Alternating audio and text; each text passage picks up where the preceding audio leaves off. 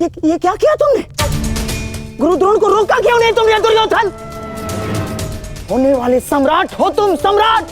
तुम्हारी सेना का एक एक महारथी ये तुम्हारे विरुद्ध जाएगा तो युद्ध में विजय कैसे पाओगे तुम? जो युद्ध से विमुख हो उसे अपनी सेना में डालना अपने योद्धाओं को संकट में डालने के समान होता है मामाश्री। अरे क्या करता मैं और क्या करूं? उन्हें बंधन में बांध कर रख लूं या फिर विरोध करने पर बंदी बनाकर रख लूं? आप जानते हैं यह संभव नहीं है, किंतु मैं जानता हूं कि मैं जो कर रहा हूं उचित कर रहा हूं। उचित नहीं कर रहे हो तुम। समझने का प्रयास करो दुर्योधन। हमें विजय पाने के लिए गुरु द्रोणाचार्य की आवश्यकता है। मुझे मेरे मित्र के अतिरिक्त और किसी की आवश्यकता नहीं है मामाश्री।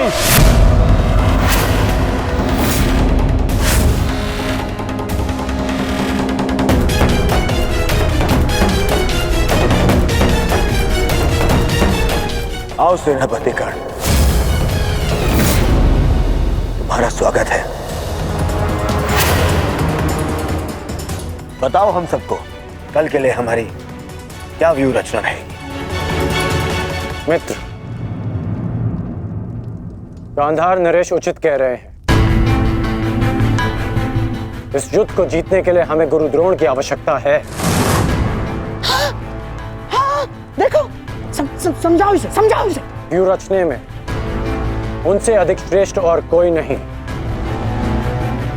और पितामह के पश्चात केवल गुरु द्रोण हैं जो सभी पांडवों की दुर्बलता जानते हैं। इसलिए उनका हमारे पक्ष में होना बहुत आवश्यक है मित्र,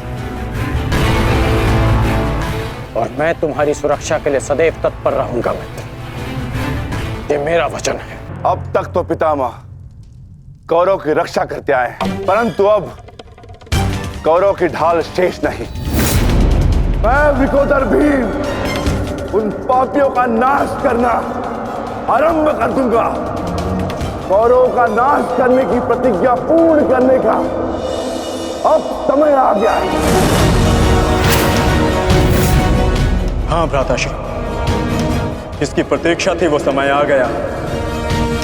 सूर्य उदय होते ही हम सभी इस युद्ध की समाप्ति का आरंभ करेंगे।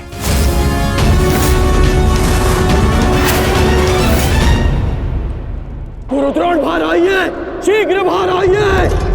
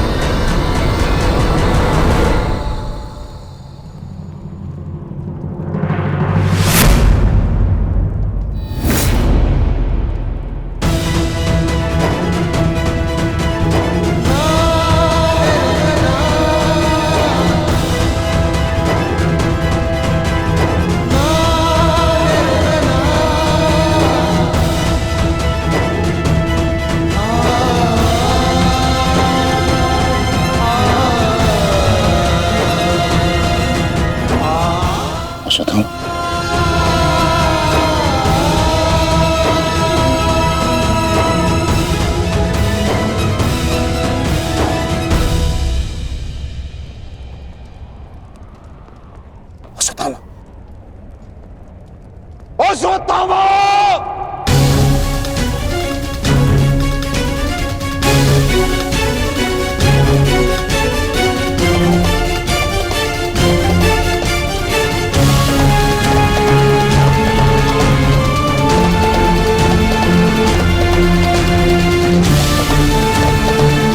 किसने किया ये सब पंगा?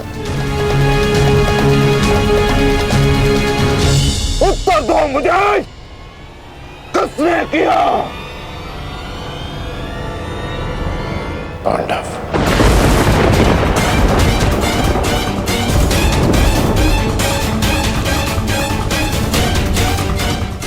आज उन दुष्टों ने मुझे पुत्रविहीन कर दिया। युद्ध की घोषणा करो। मैं उनके संपूर्ण वंश को एक साथ समाप्त कर दूंगा अंगराज।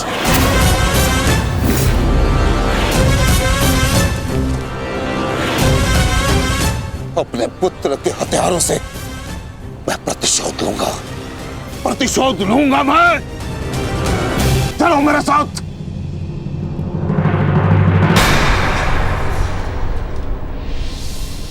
अब किस बात की प्रतीक्षा है अंगराज?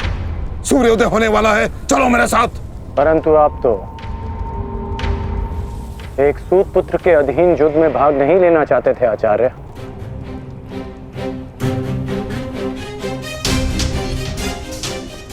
परंतु यह समय स्पष्टीकरण देने का नहीं अंगराज, यह समय है स्पष्ट प्रहार करने का, केवल और केवल आक्रमण करने का। तो यह समय भयभीत होने का भी नहीं है।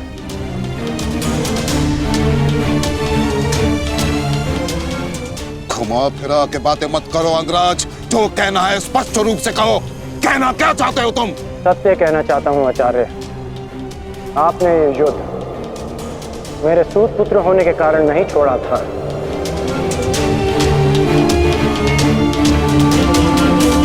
आप इस युद्ध से इसलिए पीछे हटे थे क्योंकि आपको अपने पुत्र अश्वत्थामा की मृत्यु की चिंता थी।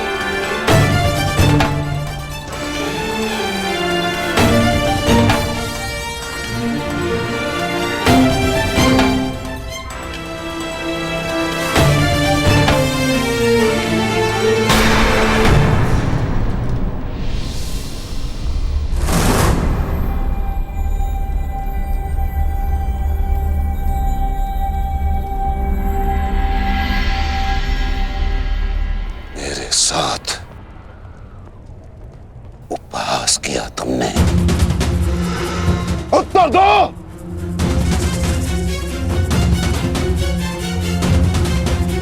मैं क्षमा चाहता हूं आचार्य, परंतु मैंने ये सब आपका उपहास उड़ाने के लिए नहीं, आपको सत्य का आभास कराने के लिए किया है। मैं केवल उस योद्धा को चिंता के भंवर से निकालना चाहता था जिसकी इस समय कौरव सेना को सबसे अधिक आवश्यकता है।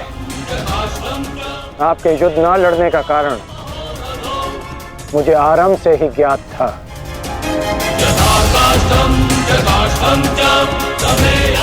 पुत्र खो देने की पीड़ा से मैं भली भांति अवगत हूं,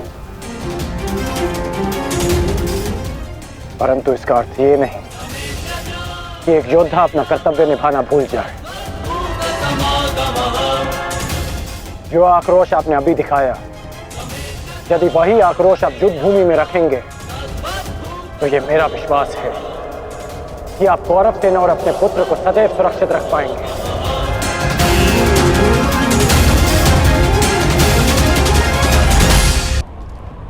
आपको इस प्रकार कष्ट देने के लिए मैं आपसे क्षमा चाहता हूं पिताश्री, किंतु आपका पुत्र और एक शिष्य होने के नाते मैं आपको अपयश का भागी होने से बचाना चाहता हूं। पिताश्री, मैं आपसे एक वचन मांगना चाहता हूं कि जिस क्षण आप रणभूमि में उतरेंगे उसी क्षण आप अपने हृदय से मेरे प्रति पुत्र मोह को त्याग देंगे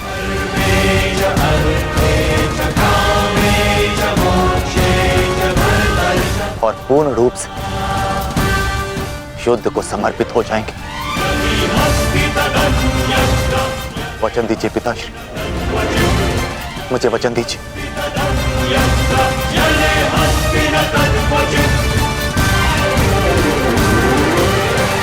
मैं वचन देता हूं।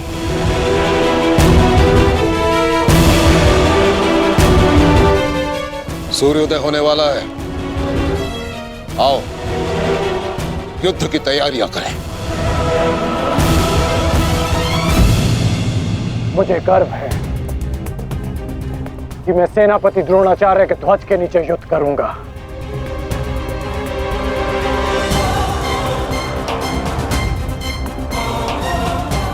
मैंने तुम्हें पहले भी कहा है मित्र,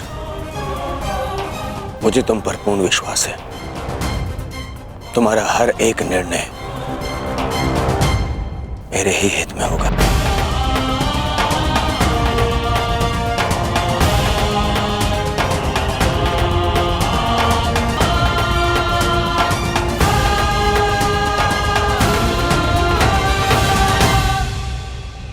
अद्भुत अंगराज, अद्भुत।